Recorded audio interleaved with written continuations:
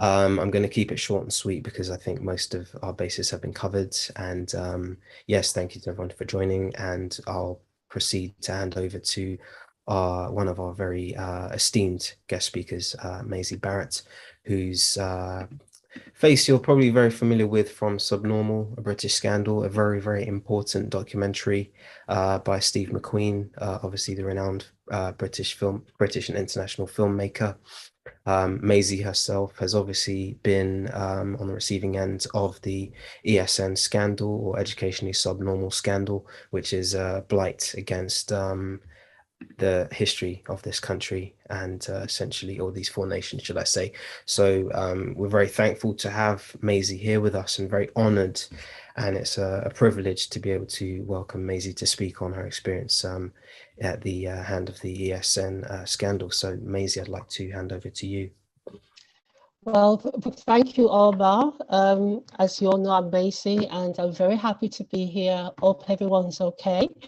I was invited to talk about my experience having a subnormal education and the impact it has had on my life, and also my academic achievements against all the odds, believe me. So the question is, what is a subnormal education? And why was I chosen to go to have a subnormal education in a special school, an ESN school? To answer this first question, a subnormal education was specifically designed for children who were perceived as being dull and backward. Many of them had severe learning difficulties and behavioral problems and physical disabilities. Normally, their intelligence and performance are below average and lack the innate ability to learn, even with extra support in the class. These children had severe autism, brain injury, Down syndrome. And before I go any further, the question is, why do we actually go to school? I ask this question because, as you know, we don't just go to school to acquire knowledge. We go to school to learn basic skills to survive and function in all areas of our society. We go to school to learn. That's stage one. Stage two, we go to school to learn to read, write, spell, and listen. And if we are taught properly, we should have a great command of the language to speak in order to communicate at all levels, like middle-class people. It is said that Princess Diana and indeed Prince Charles weren't very bright at school, but because they had the best education, the best teachers, and the best environment, they speak quite well, write quite well. And equally imperative, we go to school to learn to play and share and socialize with children from all backgrounds and intelligence in order to continue that learning process. What I mean by this is, it's pointless to put a blind child in the school for the blind. Who is going to lead who? Therefore, in my opinion, to put children of low intelligence together doesn't serve the child's best interests because they can't learn from each other. And thereafter, when we learn all the skills and the basic skills, to help us to survive in society, then we go on and we learn knowledge like geography, history, chemistry, and it goes on. So we all go to school to develop our talents as well that may determine our career pathway that we may embark on. And finally, we go to receive praises from our teachers, just in case we don't get praises at home. Not all parents are good, but teachers are taught to be teachers and should teach and praise their children. Praising a child helps confidence, self-esteem, self-image. So, what education did I receive? That's the question. Well, in my backward school, as they called it, we learned to listen by listening to our teachers read stories, but we never really got to learn to read the book. We traced over letters on tracing papers, but we never really got to learn how to write sentences. We learned to draw a profile on paper. I was told I had a nice profile because I had a straight nose. I was told I had a nice smile. You know, but and those were the only praises I got at school based on racism and patronization, as mentioned in Bernard's book, how the West Indian child is made educationally subnormal in the British school system. And we also did trampoline, PE, some sports, went to the farm a lot. I went to the farm a lot. I don't know why. And we went to teacher's house for tea and biscuits. And at 11 years old, I went to a secondary backward school, and they included disco dancing and cookery. So when I left school, I was very good at dancing. And, you know, and I was also a black caring child. So teachers forced me to bathe white children who had severe learning difficulties. Some of them had Down syndrome and nits in their hair. I was told I would make a very good nurse, but they didn't tell me I had to have a good education to be trained to be a nurse. They recruited nurses from the Caribbean to work in hospitals, while black children like me were nursing their children at school. It is also important to note that most ESN teachers were not qualified to teach children with severe learning difficulties. They basically gave up on these children, both black and white. They thought it wouldn't be worth it. So teach them, any teacher can teach them. It didn't matter if they didn't have any qualifications. But I had the ability to learn. I just learned in my own time. I was what you call I was perceived as a slow learner. The fundamental question is, why did I really go to an ESN school? Number one, we know that we were asked to come to this country to help rebuild Britain's crushed economy after the war. We came to do unskilled jobs. The children were being asked to come to do work. So what better place to put these children but in special schools? Number two, working class parents didn't want black children in their schools. Number three, white middle class teachers didn't want black children in their schools. Number four, middle class white teachers believed that black children were less intelligent than white children. And number five, in those days, they still believed the racist pseudo-science theories that among all races, the black race is the inferior of all of them. And number six, they sent black children to ESN schools because they failed the IQ assessment, not because the child was intelligent, but because these assessments were designed for English children with different cultures and ways of expressing themselves. And for these reasons, many failed and went to special school. Number seven, Steve McQueen agreed with me when I said that the government and the racist education system wanted black children to continue the laboring profession in the family, because that is what we came here to do. So we as children should inherit this laboring work. And thus, for all these reasons and more, in the 60s and 70s, black children were disproportionately sent to the schools for the so-called educationally subnormal, and even if they were above average intelligence, and I was with them. I went to a special school from the age of 6 years old until 13. These are crucial times in a child's development. My brain was untrained. My speech and voice never developed throughout my school days.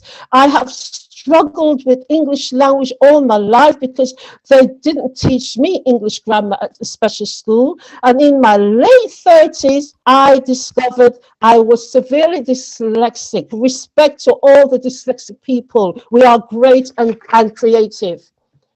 To put a dyslexic child in an environment like that where nothing is happening, they knew that I would, when I leave school, I wouldn't have even been able to apply for a tea job. How on earth was I going to fill out the form? A manager once told me that I wouldn't get the job I went to apply for. It was a packing job because I couldn't write my name properly. I was 18 years old. I should have been contemplating doing my A-levels and getting and going to uni and studying either film studies, performing arts, or even politics. I was too ambitious to be lurking around for factories. Though at 13, I went to a mainstream school. I couldn't read or write at 16 years old. I had no confidence and self-esteem. I hated myself. I had a poor self-image because I didn't get any praise, not at school or at home. I was the backward cousin, the dull girl next door who couldn't read or write. I spent nearly all my life contemplating suicide, which affected my relationships and ability to be a mother to my beautiful 3 children. In addition to all of this, when you go to an ESN school and you do not get the education that you deserve, you become very defensive and argumentative, which makes it almost impossible to hold down a job and keep your friends. So I became a loner. And so now, alone with my 3 children in my 30s, I thought, I'm very depressed. I went to college to learn basic English and maths. And I should have been working, but I could not do both. Every year, every academic year, I went to college until one day I went to university. Now, education was like a toy in my hand. I couldn't get enough of it. I kept on going back and back until eventually I've got 4 degrees. I wanted to study performing arts, but I went to auditions, but because of my confidence, I didn't get through. So I studied Caribbean Studies and Creative Writing instead. I also did an MA in Professional Writing, a postgraduate in Managing Equality and Diversity, a postgraduate in Teaching Dyslexic adults in study skills in higher education. I have published my first book called The Truth: How Africans Fought Against Slavery from their homeland upon high seas and continued on the slave lands. I've also published two small wedding books when I started my wedding planning business. You see, 2 beautiful couples, the white couple and the black couple. I have written my autobiography, which will be published next year. I have also written a touring musical play about the Windrush children, which will be showing at the theatre in London, where I was in England, where I was in London, where I was educated, Birmingham, where I was born, and Leeds, where my story began, and also Manchester, because in Manchester, because the black-owned radio station called Radio Diamond will be helping me to promote my play. I've just started a new job as an academic support worker, teaching dyslexic in higher education, teaching people like myself, study skills. I could have accomplished all this when I was in my 20s and provided a better lifestyle for me and my children. But my destiny was interrupted by racism. Though the racist education system greatly affected me, nevertheless, I managed to defeat their objective to turn me into a male laborer when I educated myself and reclaimed my destiny.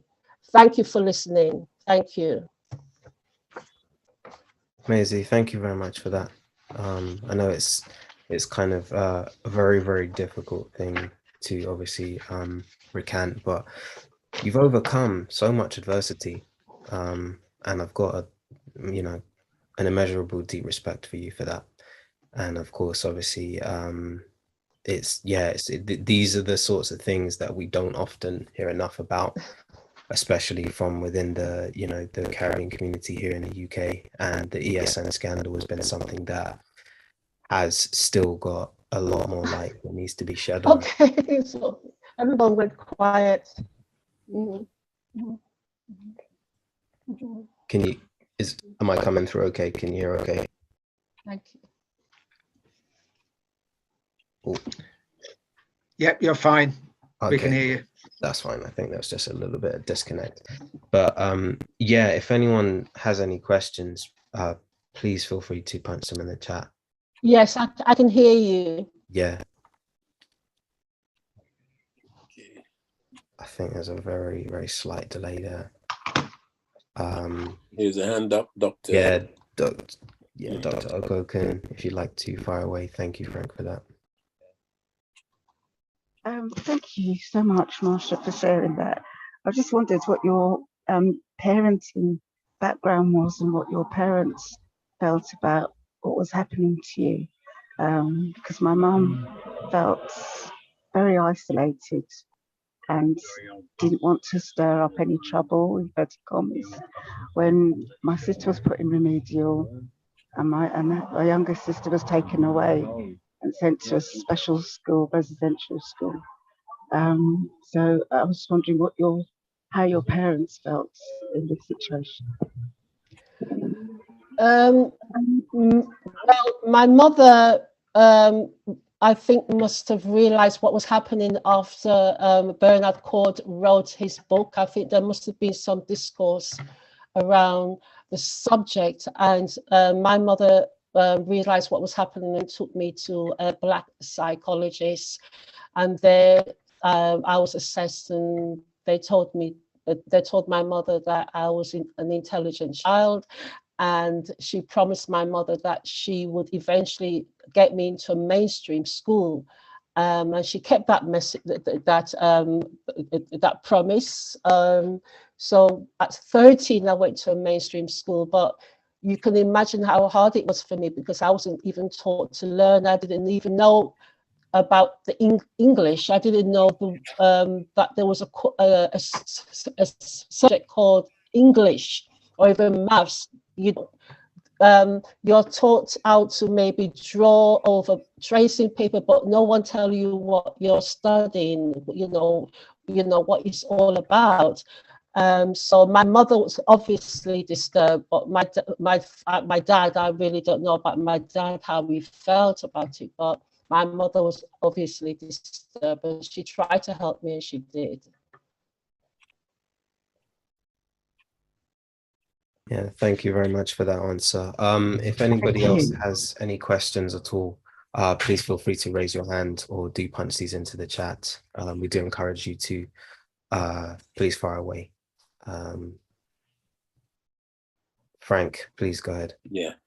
I came over to the country when I was 8 from say the country parts of Guyana. I had a deep Barbadian accent. Those who know Guyana would understand. I well, I suppose at the age of 9 was put into not SEN, but yeah, it was SEN classes where, because of my accent and the way I pronounce my words, like the instead of the, film instead of film, these type of things, I was then put into classes where I have to learn to read. Now, I was a very good reader. I was, well, in line for my scholarships when I was in Guyana, being trained up for my scholarships. But this thing had a serious effect on my reading, that people telling me I can't read properly. When I perfectly good reader, only thing my pronunciation was wrong. And that's because we speak one way, but we we read properly. Now, as for my parents, now I couldn't really discuss that with my parents because I was totally ashamed of people telling me I can't read. And then again, when I did discuss it with them, they had the old attitude that the teacher is always right, which is what the parents usually, back in Guyana, usually the teacher is somebody somebody who's looking after the parents' interests, So we get this attitude that the teacher is always right, But anyway, it didn't hold me back for very long because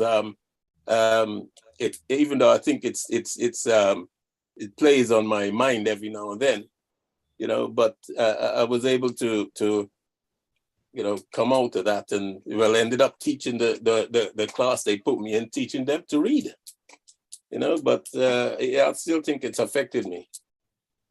Thank you. I see Luke has got his hand up, Omar. Yeah, thank you for that, Kwabena. Luke, please do fire ahead. Yeah, thanks. Maisie, that was such a brave and bold statement of what has gone on in the ESN schools. I really think that it's very courageous of you to come and present that to us. And in some ways, it reminded me of some of the things that are going on in other areas of our life, as it were. There was a program on Panorama just this week, some of you might have seen, about the treatment of people in the mental health system. Yes. And it kind of, it's the same way in which, you had unqualified teachers, people who really didn't understand about these psychological processes that would need to happen, how best to help you actually in that school. The same thing is repeated in the mental health system, where they employ people who are unqualified, couple of weeks training, and then they end up really abusing and hurting people. Sometimes they go into that system, they come out worse, if they ever get to come out at all. We see the same thing happening within the care homes, where, again, unqualified, unproperly trained people who are meant to be caring for people, and sometimes it's more abuse than care is happening. We've seen exposures about these things. But it says a lot about the society we live in and what they value. And if they don't value people, then they get a worse kind of treatments. And in the ESN schools, we see that replicated. Of course, mostly Black people ended up in those schools, and sometimes and the racism affecting it. But what your story is clearly showing is that you can overcome those adversary situations and still rise. And I really think that the people around you supporting you and making that rise, and you yourself knowing within yourself that you were much better than they were saying what you were able to achieve and climb out of it. So thank you very much for this presentation. Thank you. Welcome. Thank you. Thank you very much for that comment, Luke. We've got a question in the chat, which I'll come to in just a second, from Juanita Cox. First, I'm going to go to Rose Etwaria. You've got your hand up. Thank you, Maisie. Thank you so much for sharing your story. It's always a privilege to be part of somebody's experience. I have a two-part question, if I may. The first part is, and it's a difficult question, are you aware of any sexual abuse that arose around children who went to that sort of school? Because it's something that has not been discovered fully, I believe, in terms of how children who appear to be affected has been treated and come out into public. And the second thing, was there any sort of compensation that the government has given as a result of these awful schools and the practices they had at the time? Well, to answer your first question, I really don't know of any sexual abuse that went on when I was at school. I was at school, went to special school at 6 until 13. I don't know of anyone that received, you know, that kind of treatment. And also when it comes to compensation, I have my sisters who are helping me with that, and that will be very difficult because we have to prove that. Well, it happened a long time ago, and I really don't understand the legal sides to it all. But I have my sisters who are helping me. Yeah. Thank you. Thank you very much for that question, Rose, and for the answer, Maisie. Juanita, would you like to ask your question, or do you want me to fire away on your behalf? Happy to ask the question. Great to see you, Maisie. Oh, wonderful. Maisie and I were at university together. And yeah, you know, I'm hugely proud of everything you've achieved, Maisie. But I was just really interested in whether you'd managed to stay in touch with any of the students that were at the ESN school, and also just wondering if any of them had managed to excel in the same way that you have subsequently, you know. Yeah, I'm just wondering if they managed to survive the experience, because I know, certainly, I remember when I first met you and the joy and the pleasure I've had of seeing you grow exponentially has just been amazing. And yeah, so I'm just wondering whether other students actually managed to survive the experience and excel as well. Well, because I went to school in Leeds, when my father died, when I was about 14 years old, we left Leeds to live in another county. So I lost contact with my relatives and people I went to school with.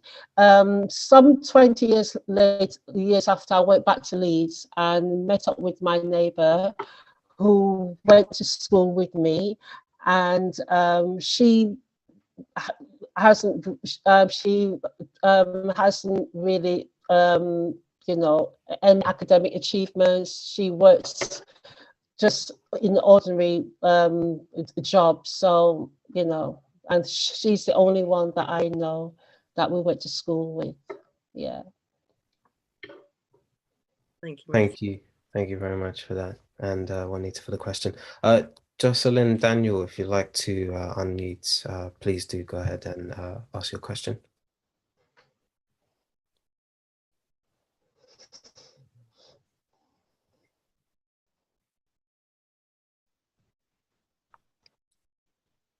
I think you've unmuted, but we can't quite hear you at the moment, Jocelyn. Yeah, Jocelyn has lowered her hand, it appears. Okay. If I can just ask Maisie this question. Maisie, what would you have wanted done with these schools, whether you had attended them or not? You know, what should have been done to these schools? They should be knocked down, as far as I am concerned. I don't believe that any child should go to a school where they're not being taught. My niece in America, she has twin girls. One of them has Down syndrome and the other one is okay, and they both graduated together. Okay, the one who hasn't got learning difficulties, she's gone on to university. The other one I think she's doing cookery, but she's doing something. You know, unless you are you have a brain injury and you cannot learn. I think all children should go to school under the same roof and be taught with extra support in the classroom. But yes, I think all children should be taught in the same school. With the slow ones, the ones who are intelligent, the ones who are more bright can help the one who's less, who has less intelligence.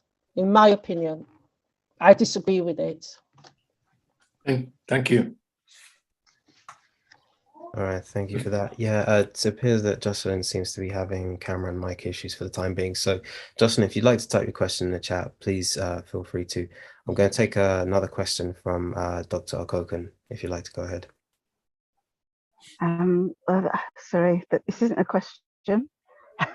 This is just me being a bit controversial. So I'm on the way to an event. This has been a bit controversial, a lot more controversial actually. And I agree with everything that it's about pulling down those schools, and that every child, as they say in the inverted commas now, every child matters. Yes. But every child, including the children with brain injuries, I would say, Yes. needs an education. I Yes. volunteered in the hospital ward for children with brain injury, and every child needs stimulation and attention and time. The problem in this country is that teachers are being forced to mass produce robots, or mass produce children, and not to care for their individual needs and therefore the needs of society, because we are all members of society. Any society that doesn't educate all their children is just bringing future problems. What I would say about the impact on children from Caribbean and Africa and their descendants is that we've touched on a well of genius, a well of genius.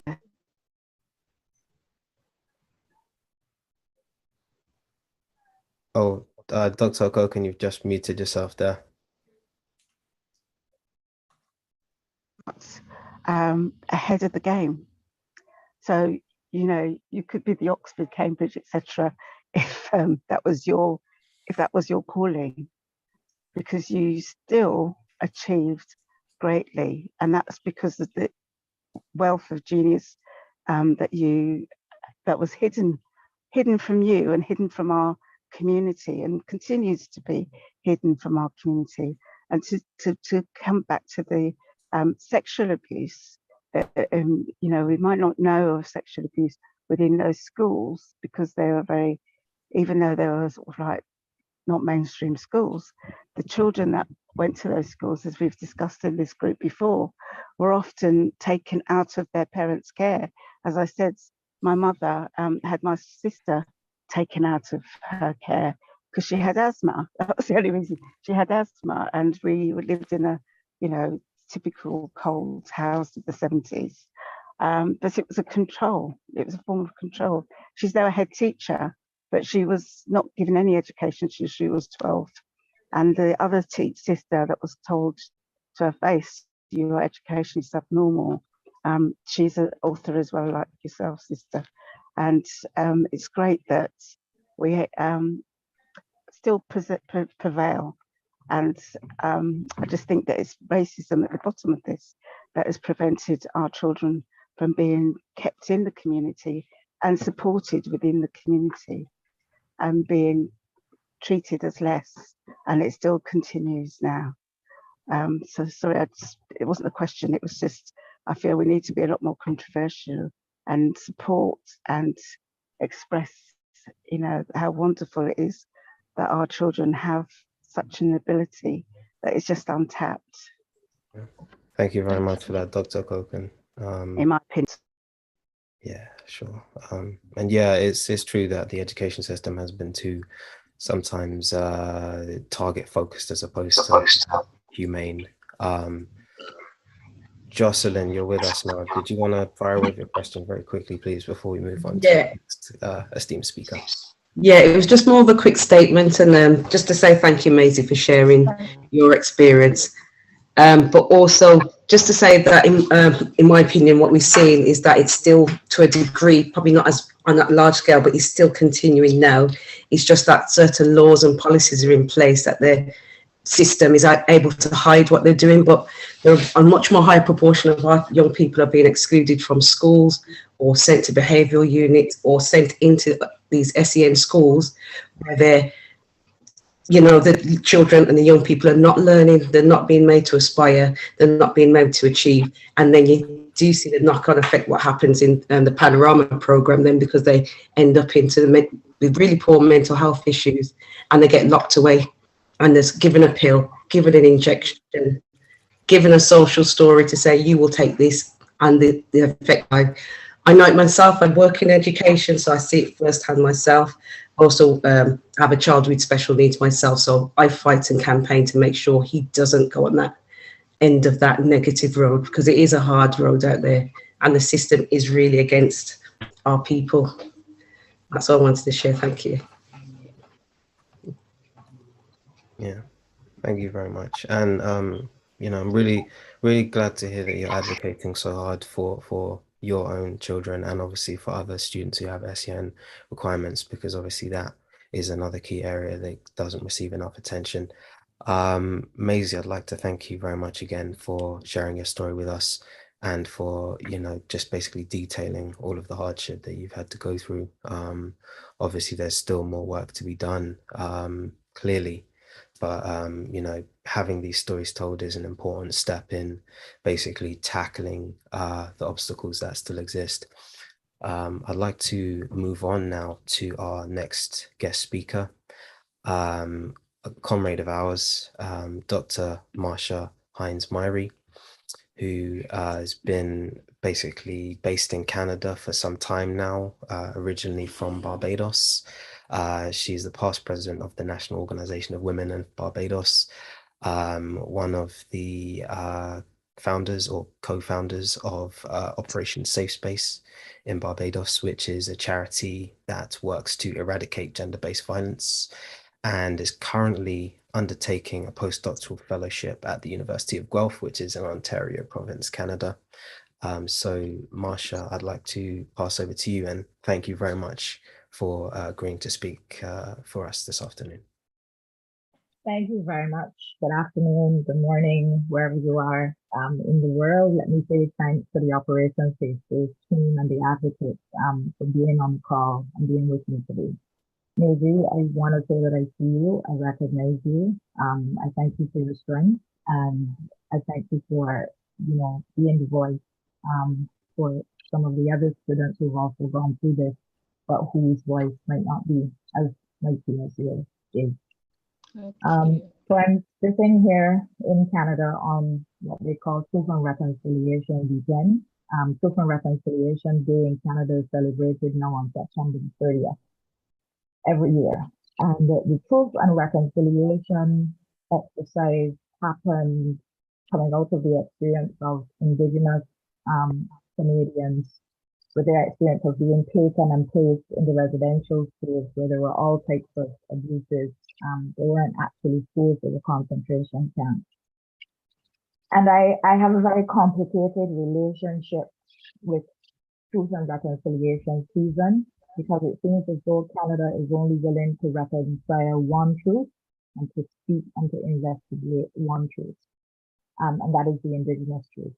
And although it is an important truth, when I hear people like Maisie and her experience, I just know that there have to be other Black people in Canada who would have experienced similar things. And I know, of course, that there are people all across the Commonwealth Caribbean who would have gone to what we call the industrial schools who have experienced the same thing. So really, I'm starting this presentation with a call for expanding truth and reconciliation and being able to meet, advocate for, and allow space for the voices of all survivors of atrocity in the name of these types of schools and the ways that you know, lives that were non-white were destroyed systemically and legally.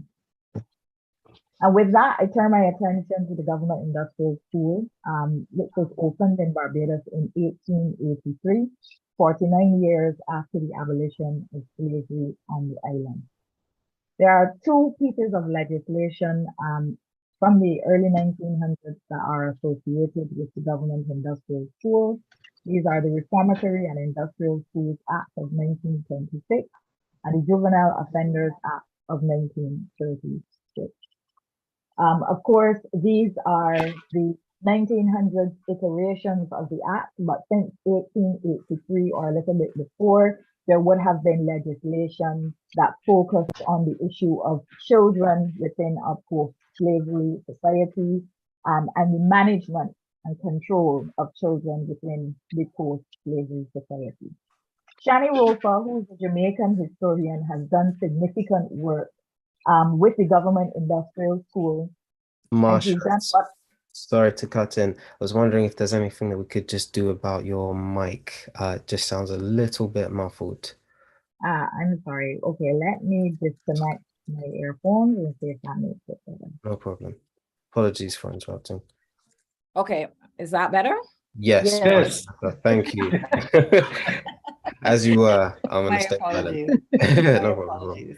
Right. So Shani Roper has done a lot of work to connect the history of the industrial schools with the experiences of children who went through the system. And one of her articles, Punishment, Discipline and Agency in the Government Reformatory in Colonial Jamaica, 1869 to 1885, which is a 2016 article, is one that I lean on heavily for some of the context, the important context about the government industrial schools. Now, of course, her work focuses on Jamaica, but the situation in Barbados is very much the same because, as we know, these schools are relics of our British colonial past. So the first thing that Shani Roper makes a point about, and that I think it is important here to understand, is that the Reformatory Schools Act were one of the first constructions of the idea of children in post-colonial slave societies. So of course, during the time of slavery, we didn't really have a category for children when it came to Black lives. Children basically experienced the same thing that adult males and adult females experienced as a part of the slave plantation. So they were put to work as soon as they were able to work. Their lives was not much different. So the industrial schools and them coming to the post-colonial, the post-slavery Caribbean would have been one of the first times we have a definition for what a child is. So our understanding of what is a child, what is a juvenile, and what is a young person is tied very much to this idea of incarcerating children and removing their freedoms. And I think that is such an important point to make, because even in 2022, Barbados, we are still relying heavily on the way that we constructed children under this act. And it affects all the experiences of children in Barbados. Just the systemic way that we abuse children and hurt them, even when they're not seen as deviant children or troublesome children. The other thing that I want to say here is that reformatory schools and industrial schools were meant to be separate, but not even in Britain, where the legislation comes from originally, did that happen. And that was a resource issue. So the reformatory schools and the industrial schools were usually lumped together in one facility. The reformatory schools were supposed to be conceived to deal with children who were begging or orphaned. They were supposed to offer religion and offer, food and support to these children. The industrial schools were a form of forced labor post-emancipation of slavery. So basically, the whites in the society wanted Black people to continue to offer free labor under what we know as the apprenticeship programs. And there are many parents who would have denied this scheme to have their children placed in apprenticeship. And so the charge of wandering was created to kind of help to regulate the labor of children and to make apprenticeship something that they basically had to do. So Roper in her article speaks of Jenny Gimont, and she makes the point that Jenny Gimont argues that Black parents define freedom as the right to assert control over their children, their potential labor, and to envision a life outside of the plantation. So she posits, therefore, that reformatory legislation gave the colonial state power to intervene in Black family and to potentially deprive parents of the control by removing destitute children from their communities and placing them in reformatories and industrial schools. Ultimately, she argues that the goal of the state was threefold: to usurp the power of Black parents, to assess and control the labor of children, and to civilize them through the act of labor. And so, as we feted in the Republic of Barbados in November 2021, last year, children remained falsely deprived of their liberty in the government industrial school in Barbados under that charge of wandering. And wandering has now morphed into something that affects girls in a disproportionate way to boys. So I am going to recognize in this presentation that there are dastardly things that happen to the boys that are incarcerated at the government industrial school as well. But my presentation focuses specifically on the experiences of girls, because I do recognize that being in a female pre-16 body has a particular danger while living in Barbadian society. And of course, as I have that discussion, I am going to say that even as we feted in the Republic in November 2021, with a female prime minister and a female governor general, we had girls within the government industrial school experiencing some of the things that I will take you through now. So as Maisie said in her presentation, many of the girls who are incarcerated at the government industrial school do have learning needs and deficits. Many of them derive those from environmental factors. So one of the features, one of the recurrent themes about the girls in the government industrial school is their experiences with sexual abuse, sometimes almost from birth, sometimes almost from as young as 2 years old. And obviously the experiences of sexual abuse will have impacts on just their normal childhood development. Some of the girls as well have long and pervasive histories of neglect. Now, when they're taken into the government industrial school, there's further what I am going to characterize as sexual abuse, but it might be just abuse in some of the gynecological exams that the girls are subjected to. So a part of even being charged with wandering basically means that a child is outside of the knowing of a parent. That is basically how it is defined. So what you find is that a lot of girls experience family conflict, like I said, sexual abuse, and some of them try to run away from those unsafe situations. When they run and they are found, a part of charging a girl with wandering is to do some kind of gynecological exam to ascertain whether she has been sexually active or not. And then those exams are used as a part of the evidence of why a child should be incarcerated in the government industrial school.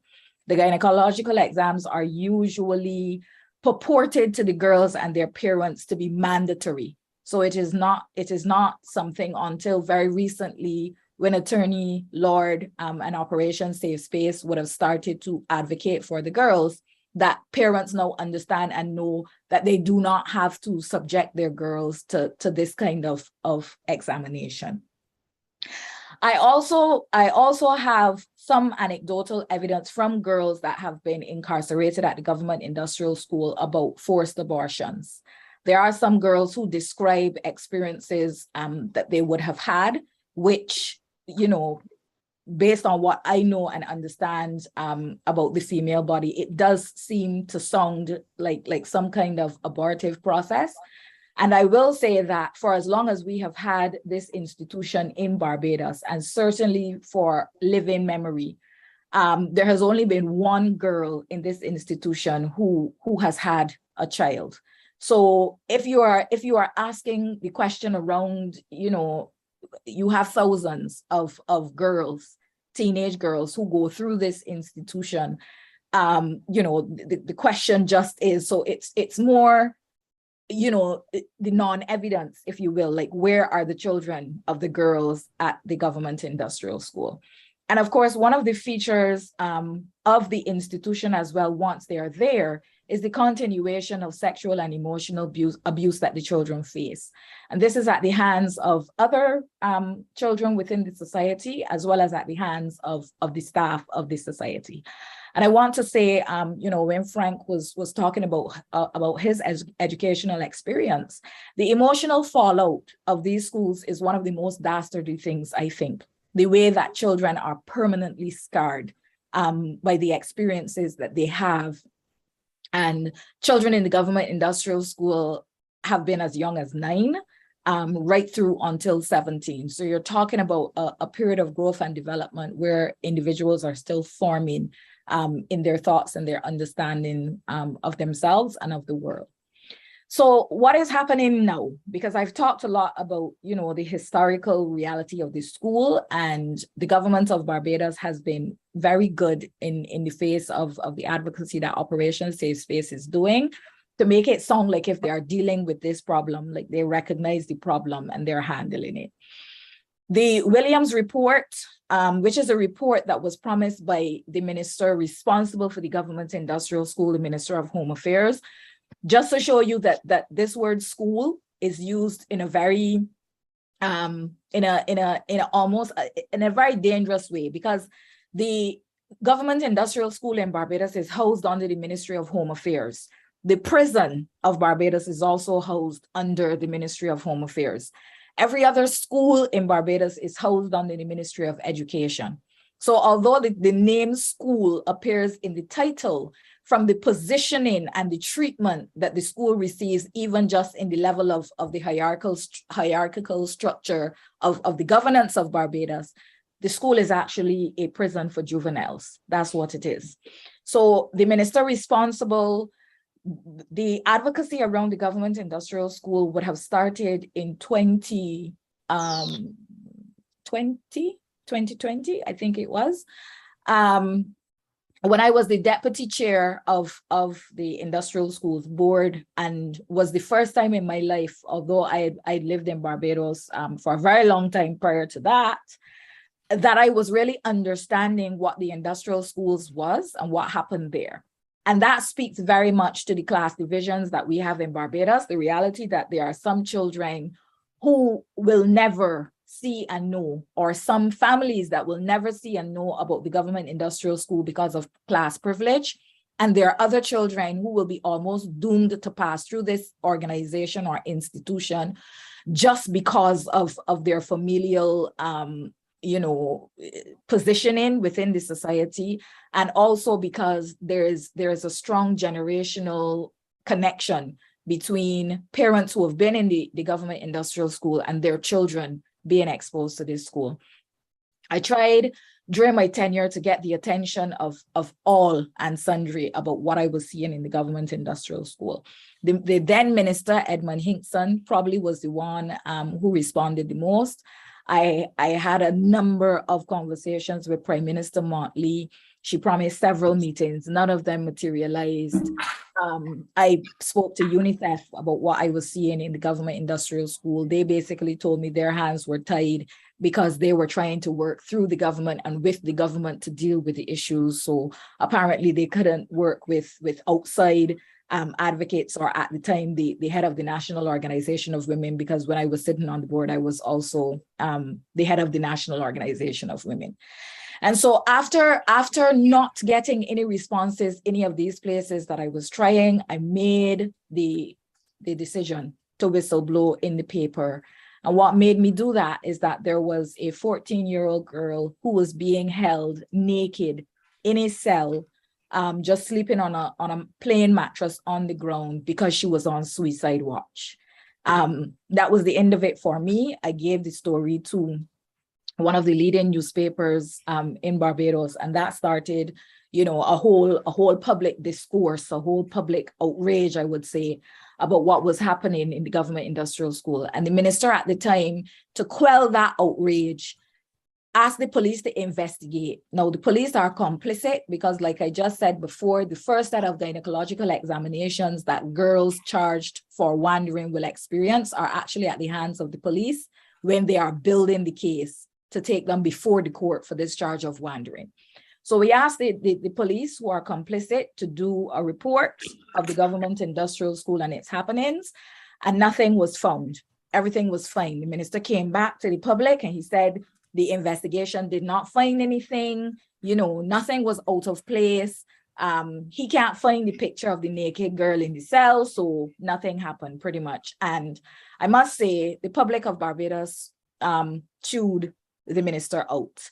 And there were some very deafening silences in the society. Mia Motley never spoke about the issue. Many of the names that would be associated with the left and, advocacy for people's rights and just a pushback against privilege and class privilege and that kind of thing, never spoke on the issue, nothing.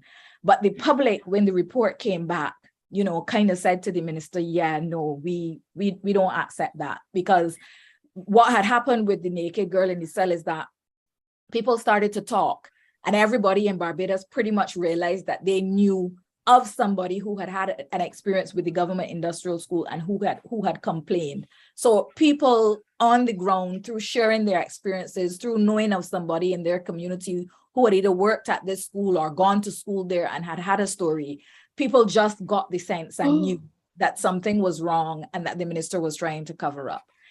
And what happened is that when he went to the institution, when the minister went to the government industrial school to say to the girls who were in the school at the time that they found nothing in the report, they should stop talking, they should stop worrying about it, they should just, continue and make the best of their stay at the schools, is when the girls recognized that help was not coming, that everything was a cover-up. And there were two bold girls, one in particular, who decided that they were going to run. At the time, there were only 9 girls in the institution, and all 9 of them decided that they were going to escape. That is just to show you the level of delinquency around the staffing of the institution. 8 of the girls were actually able to escape the institution that day, but one of them, who was a little heavier in body, got stuck on the wire, the barbed wire going over. And so some of the other girls decided that they would come back over with her to assist her. And the 2, as I would put it, ringleaders decided that they would escape. And that escape gave us enough room as Operation Safe Space to step back into the lobby on behalf of the girls. And through the hard work of Robin and Anya, and the entire team, we were able to put a case to challenge the constitutionality of the charge of wandering before the court. So all of that is happening now. We have another report that was done by the minister coming out of the girls escaping and us putting the unconstitutional motion, or the constitutional motion, before the court. And there was a report done by an old retired police inspector. It's called the Williams Report. And the Williams Report pointed to just a number of atrocities associated with the government industrial school. The government has accepted that the teachers who are working in the institution are not qualified.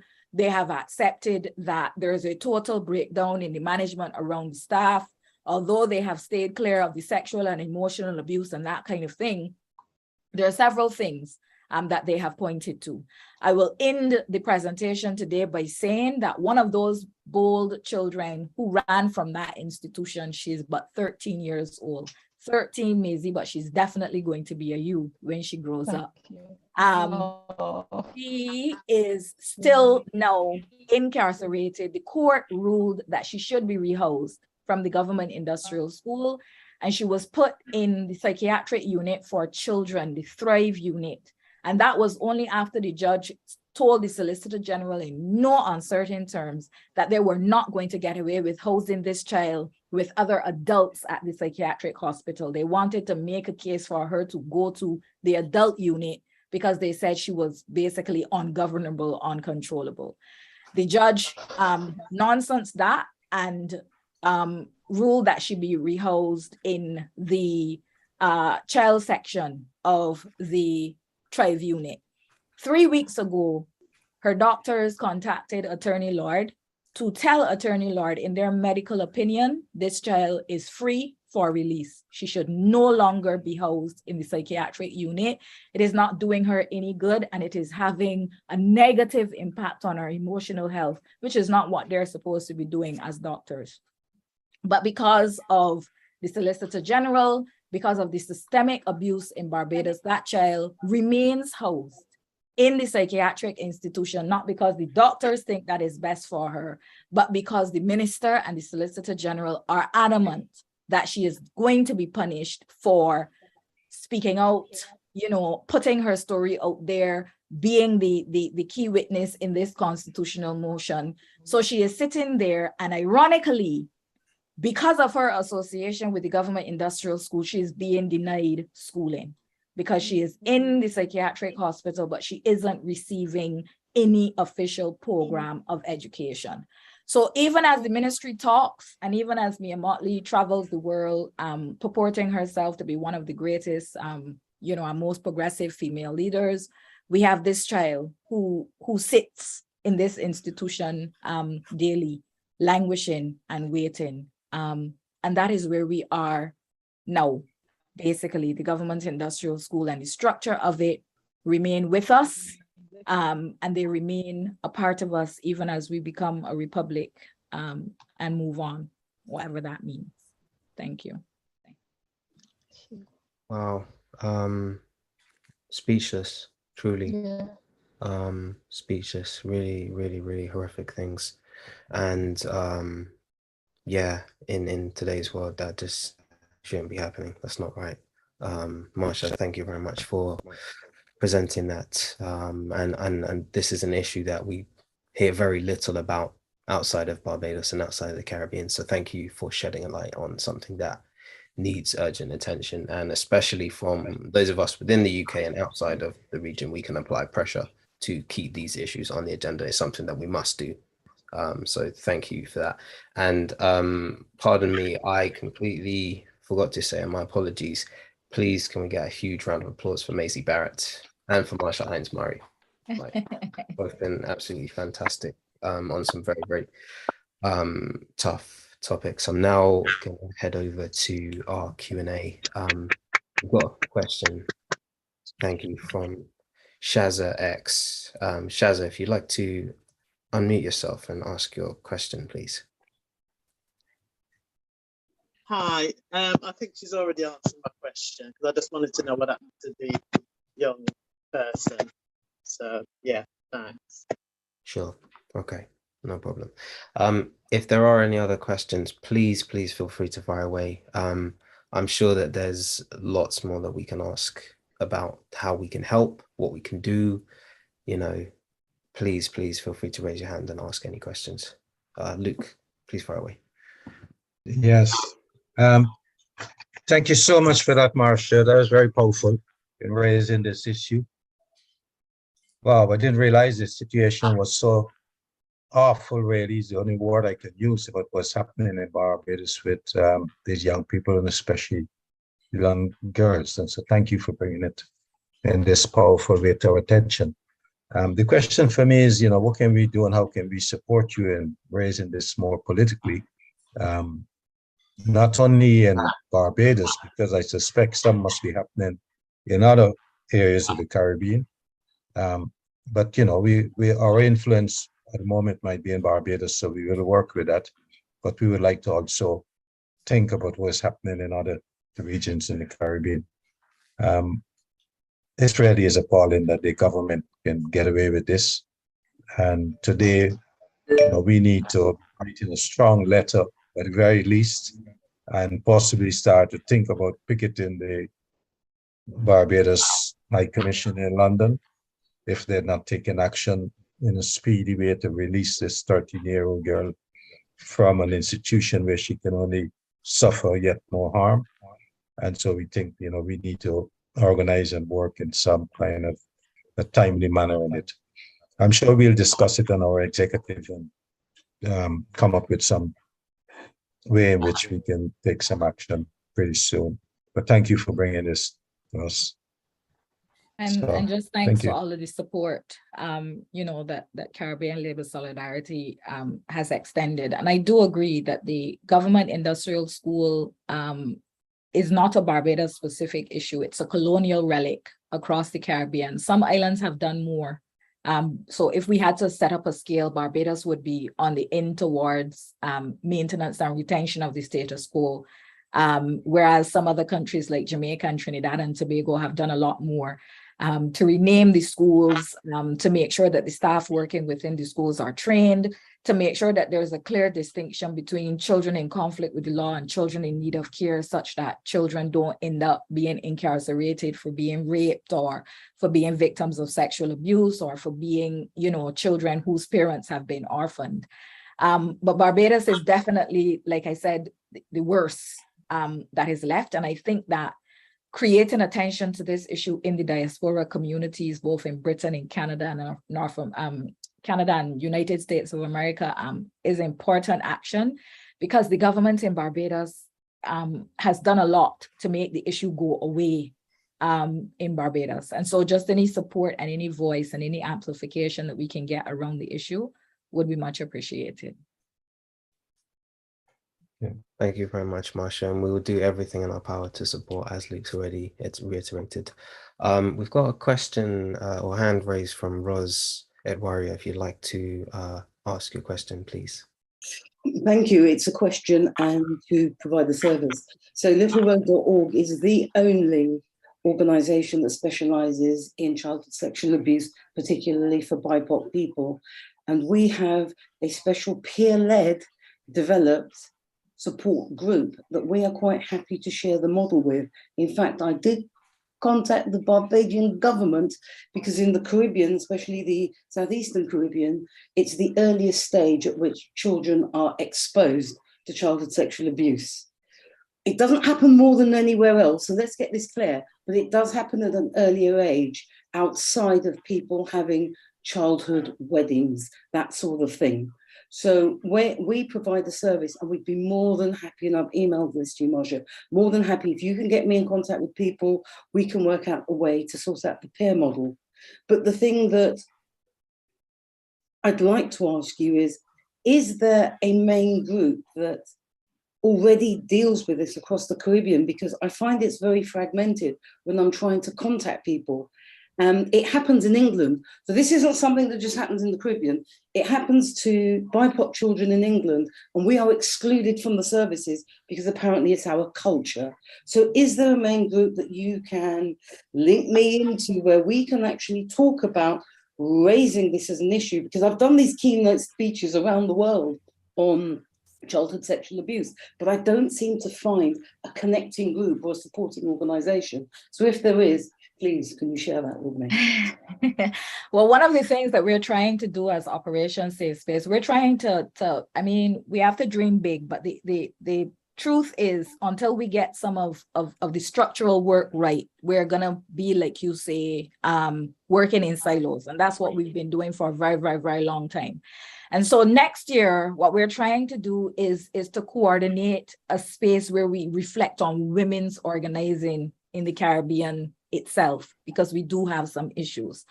All of that just to say that I'm not trying to blow our trumpet or anything, but outside of Operation Safe Space in Barbados, I can't think of another healthy, safe group that is doing the work that we are doing. And there's definitely not an organization that is leading on sexual abuse of children in Barbados. And I have to say children because it is something that I'm learning more and more also is affecting boys, young boys, as much as young girls.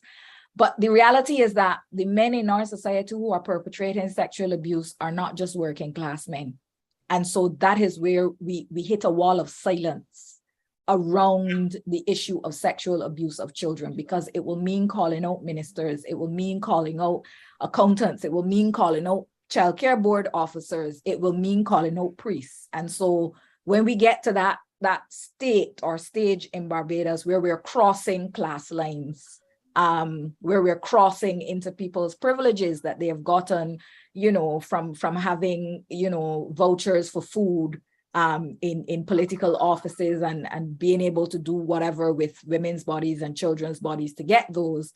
You run into, to the cross current where you're trying to challenge things as we know them in Barbados. And so, no, there is no other group doing the work, but we would be happy to have a conversation with you, because I do recognize that having healing and safe care after sexual abuse is something that we need desperately in Barbados. And like I said, not just for girl children, but also there are a lot of men in this society that when you listen to them, you listen to their pathways to crime, you listen to their pathways to being intimate partner abusers and that kind of thing. They too struggle with unresolved childhood sexual trauma.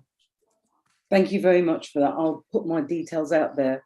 And just generally, it's 1 in 4 girls and 1 in 6 boys who are sexually abused before the age of 16. 1 in 4 girls and 1 in 6 boys. And that's what's reported, what's not unreported.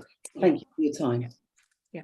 Thank you, Rose. We've got a hand up from Shaza X, if you'd like to go ahead.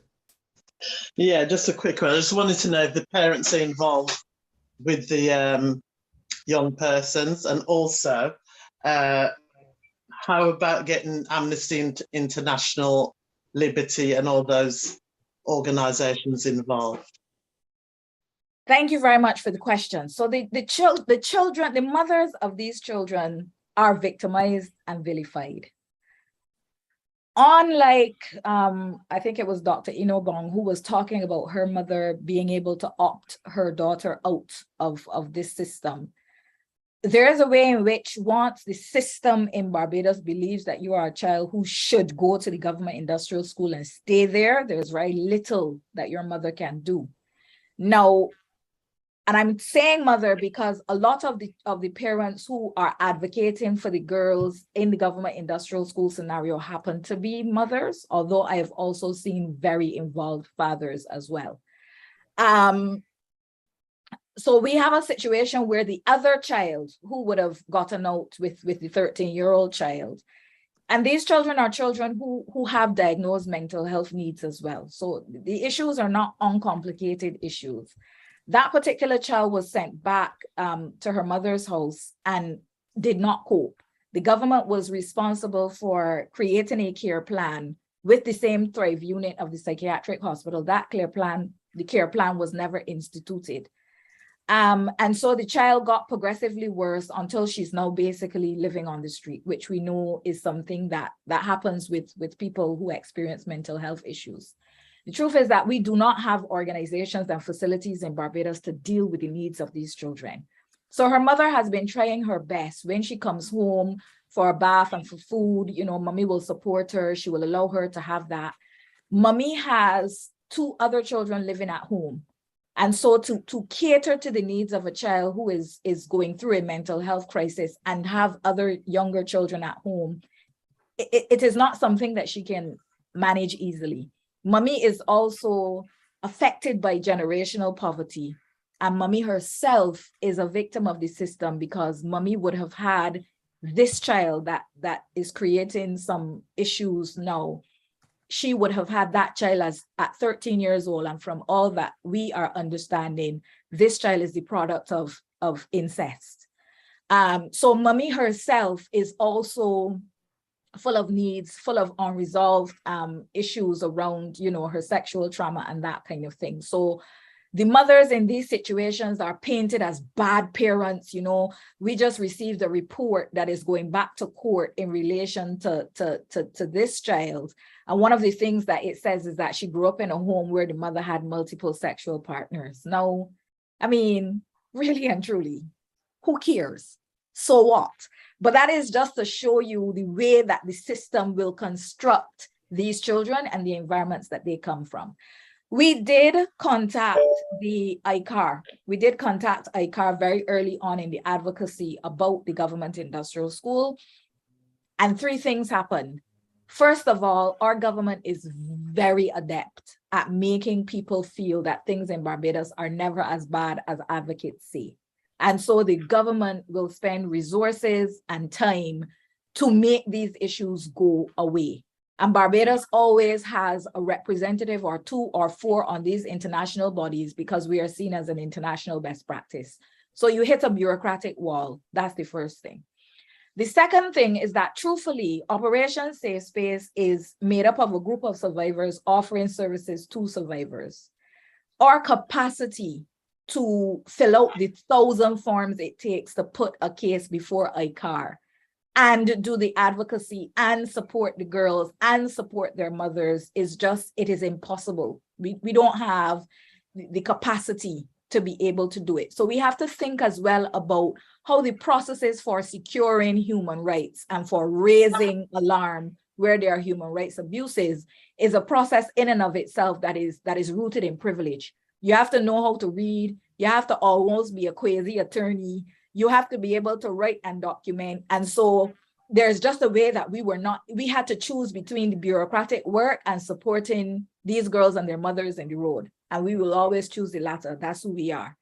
And then the last battle that we ran into is one that Ro would have alluded to just now, and one that is even sadder. Because of the fragmented way that women's organizing works in Barbados, you will have a group like Operation Safe Space who starts advocacy, who starts a case. The case gets a ground win and it becomes, something that the public is paying attention to. And then another group will spring up and try to take over the advocacy because they really want, the spotlight, the whatever. And so there was another group that came into the spotlight in the, what I would say, the middle of the government industrial school advocacy, and wanted to take over, I guess, the advocacy. And that happened, and they started to replace Operation Safe Space at the ICAR table and that kind of thing. And now we don't know what happened. We still don't have a petition before ICAR on behalf of these girls. And this group seems to be, waning and petering out a little bit as usually happens. And so the advocacy and the position of the children gets lost in all of that. So between those 3 things that happened, just to say we did try with ICAR and it didn't get far, but it is something that we are not opposed to doing if we have help and support with getting these matters back in front of the international community for the atrocities that they are. Thank you for that, Marsha. A very, very detailed answer and again, more necessary information. I don't know if Dr. Kokan is, I think, still here. You had your hand up previously for a question. I think she may have left. Yeah. Yeah, name still comes up in the chat, but no worries, that's fine. Oh, I'm sorry, but it's okay. You've left the information in the chat. I'm sorry, I do have to head off now. It's family birthday. Sorry. Thank you very much, Marsha, and to Maisie, and to CLS as usual. Thank you. Thank you very much for attending. If there are any other questions, please feel free to fire ahead. As much information as we can gather, we can obviously disseminate that and apply pressure and help out as much as we can.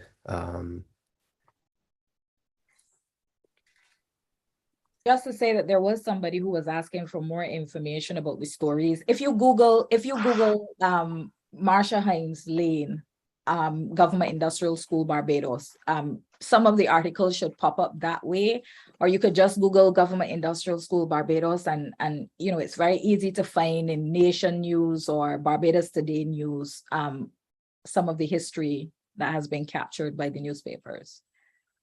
Sure, thanks, Marsha. I must say we did have a question earlier on from Juanita. If you'd like to go ahead just before Grace. Thanks for that. Yeah, it was just a question about how information like that feeds into the reparations debate that's going on at the moment. It clearly needs to kind of be there, especially given you're saying it's Caribbean wide. Just as a legacy of the colonial during colonialism, but also as a legacy of. So I was just wondering if you had any links with people like Hilary Beckles and if it had been tied into the reparations debate. Thank you. I love that question. Thank you so very much. The reparations debate in Barbados is very male-centric. It's all about the things that men care about that we should get reparations for. And so no, there's no connection between the experiences and lives of women and girls broadly, and women and girls specifically who have gone through the atrocities at the government industrial school and the wider reparations movement. Of course, there needs to be a recentering of the movement so that it is not only a male-dominated patriarchal space. It is one of the complications that I have with the reparations movement and how we are doing it in the Caribbean, because really the people who are affected the most and the ones who deserve reparations the most are the ones that don't have a seat at the table or have the least voice in the process. Thanks for that, Marsha. Yeah, and obviously it's, forms another conversation about where are we at with reparations and, what actions being taken here and now and that's tangible. So yeah, definitely a much wider conversation to have. Grace, if you'd like to go ahead and ask your question, please. Hi, thank you so much. Marsha, thank you so much for sharing. Very traumatizing hearing this news, to be quite honest. Perhaps maybe as somebody who was failed by the social service system myself. And in my heart, I have this scream for just hearing this is like, help, who is there? Who? Where is the church? Where are the smaller organizations? And where is our community in all of this? I strongly feel, as somebody who set up a free school within the UK for children from our community, we provide free education, and we decided that it had to start with us, individuals, the community, as opposed to organization structures, because often the structures don't work. Perhaps we're looking at this from a wrong perspective. Perhaps we really need to start at grassroots level, on ground. And I'm wondering, what is your thoughts on that? That's the way that our group works. And people keep asking the question, I keep seeing it go by, what do we need? What do we need? So there are two things, if I had to answer that question, we need, if there's any way that we can get contributions to our legal funds. Right now, Operation Safe Space owes Attorney Lord over $30,000 for doing the work that she has been doing. And she has been soldiering on, without, honestly knowing when we will ever be able to pay her, but we will pay her. So we just need support with the legal funds and continuing the work and the advocacy through the court, which is important because we do not have a series of strategic litigation around the issues of women and girls in Barbados. We have not even ever had in Barbados a case based on gender discrimination. Women do not appear. There is no discrimination on the grounds of gender or sex in the Barbados Constitution. So basically, women in the Barbadian society don't really legally exist, to put it that way. And that's why a lot of the girls who are in the government industrial school and their families can face the abuses and atrocities that they face. The abuses and atrocities are historical, and they are things that happen because of the practice that has been handed to us directly from Barbados's slave relic past, but we have not challenged it legally. And so that is why it is very important for us to have a suite of strategic litigation around experiences like this. So that is the first question. Adding voice to the voiceless is the second way that we need help. Any attention that we can get in the British media, in the long list of contacts that CLS has, is going to be helpful. and I hope that you don't think I'm averting your question, Grace. I am a grassroots woman, and I agree that this should be a grassroots movement. However, I have two mothers who are both, for all intents and purposes, unemployed, who I speak to, and they give me their words and their feelings, and then I have to, myself and Attorney Lord, we transcribe them into letters, transcribe them into legal action that people in Barbados will pay attention to. And so that is not, it is not me, it is them, it is me amplifying their voices and their needs. So if we are going to work with the grassroots in that way, I am all for that. Absolutely, yes, I am all for that. However, if this is going to be a grassroots movement where we expect the grassroots to come with the money and the expertise, you know, and just say to them, what are you doing to alleviate the circumstances for yourself? I have a problem with that. The reason why I am always adamant to say that I am a co-founder of Operation Safe Spaces, because for the first time, probably in the history of women's organizing in Barbados, I've been involved for 22 years and I've done the history to understand what I was coming into. We have a white presenting Barbadian woman who is not acting as a savior in this work. She is acting as a part of the movement. She identifies publicly as a survivor of violence, and she is holding hands with Black Barbadian women, with you know, the mothers of these children, and she's saying it is all of us. It is not just them, it is me too, it is all of us. And that is a change in how we understand the ethos that governs the work, right? So I am all for a grassroots movement, but I am for a grassroots movement that gives all of us a responsibility. I came to Luke, I came to Steve, I came to Denot, and I started to talk about these issues, and I found safe men who became concerned, who became outraged. I'm yet to find that ally in Barbados, among the men of the left in Barbados. And so I am all for grassroots movement, but it has to be a different understanding of grassroots movement and how we all fit into grassroots movements, if that makes sense. Yeah.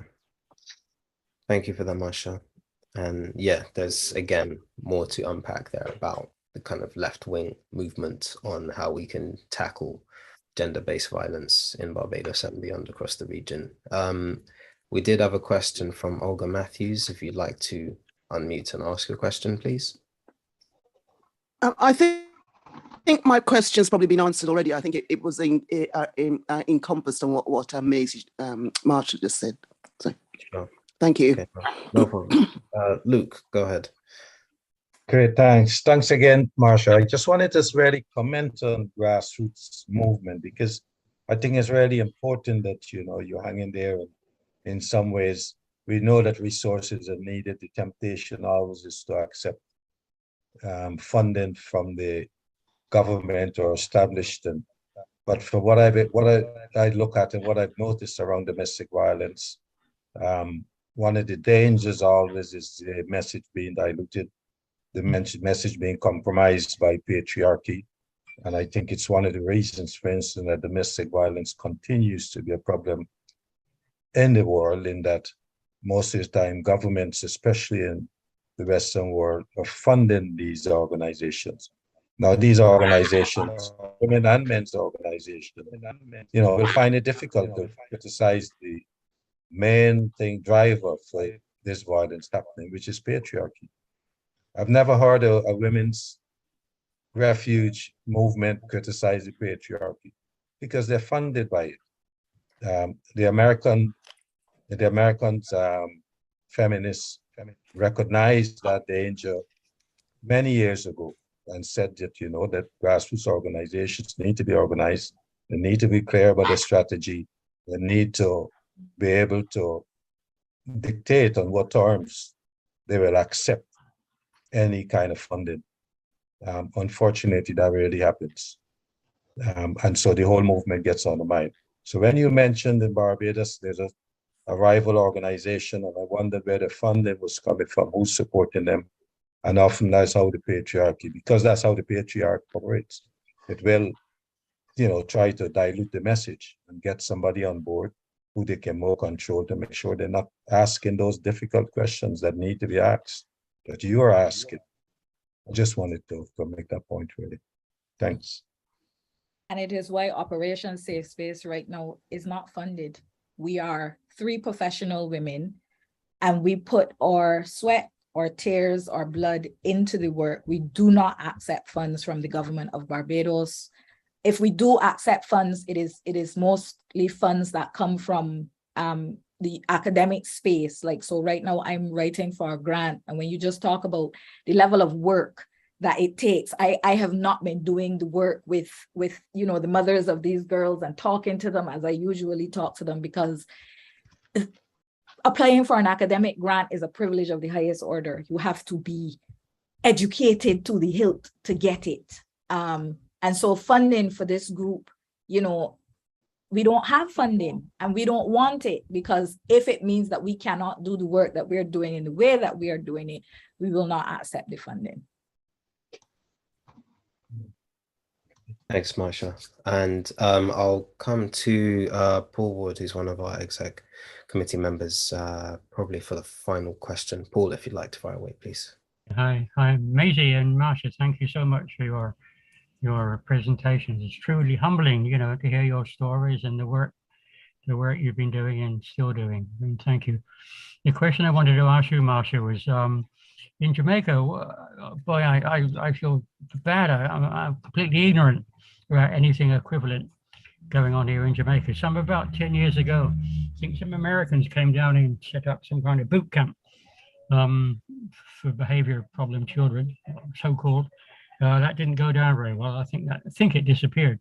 But can you tell me a little more about what you know about the situation in Jamaica, with any parallel? Sure. Yes, there are parallels.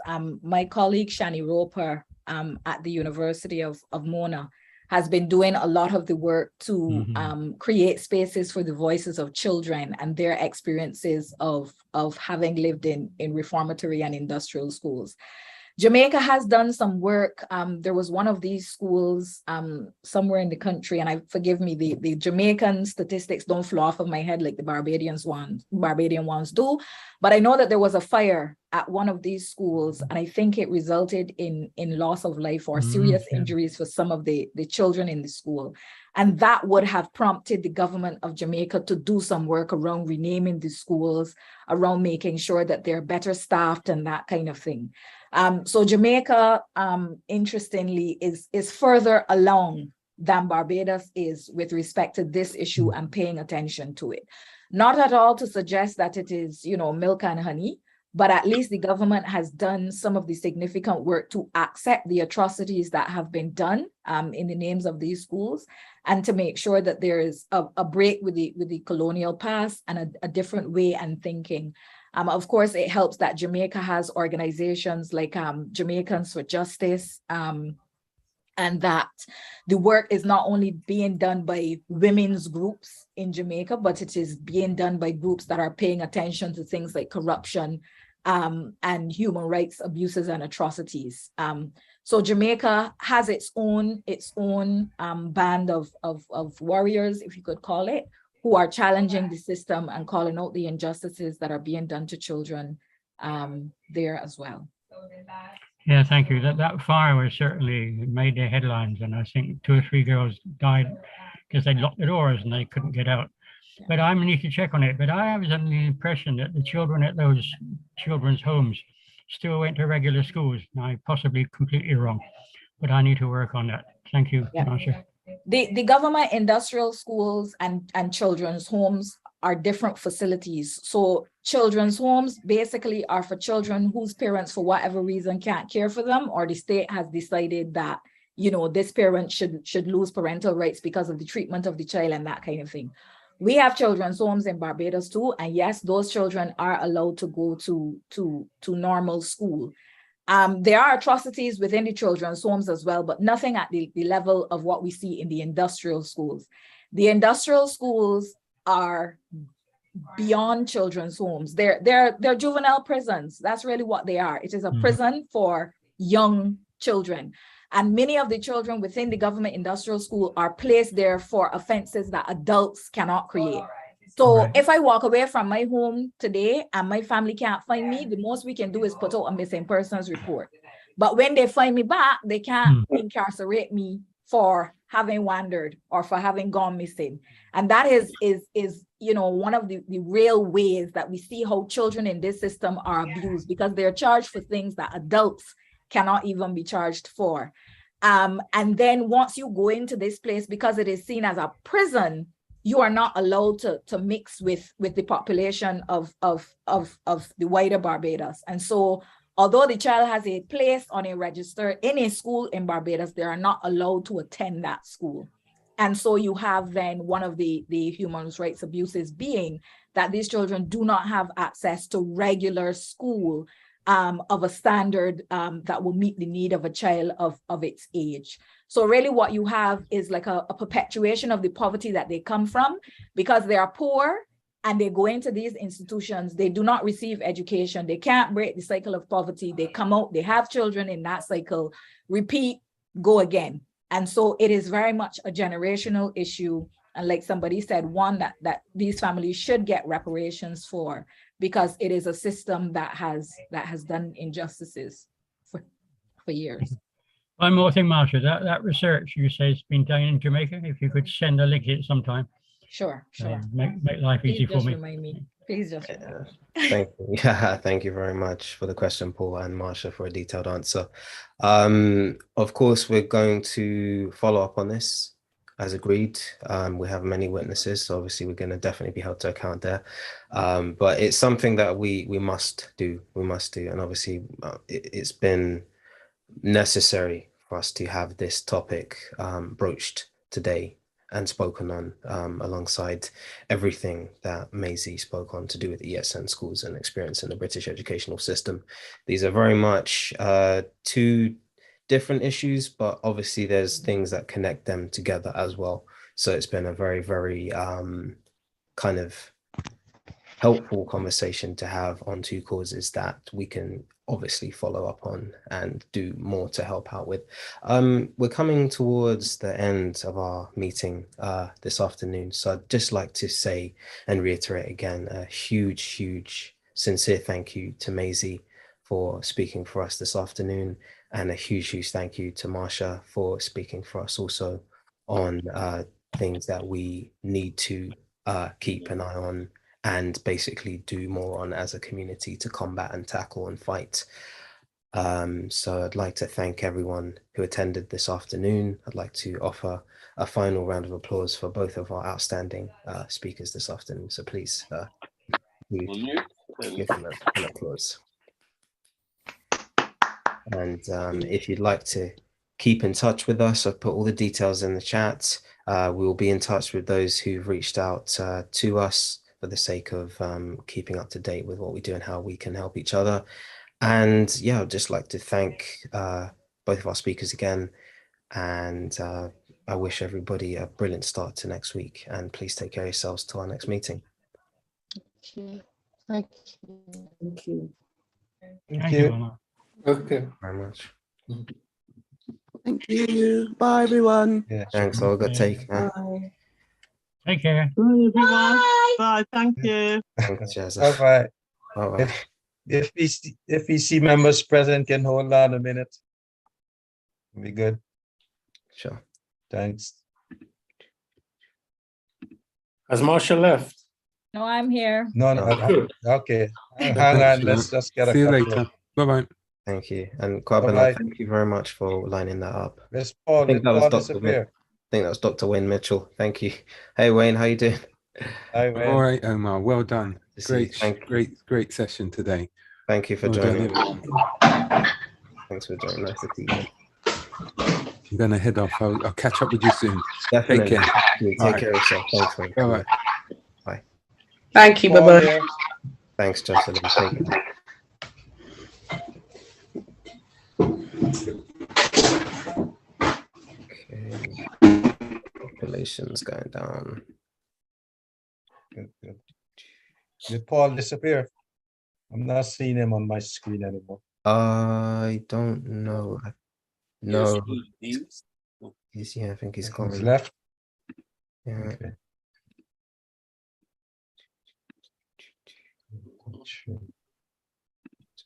Just going through, taking out some of the guests. Okay, I think that's us. Steve, don't forget to stop the recording.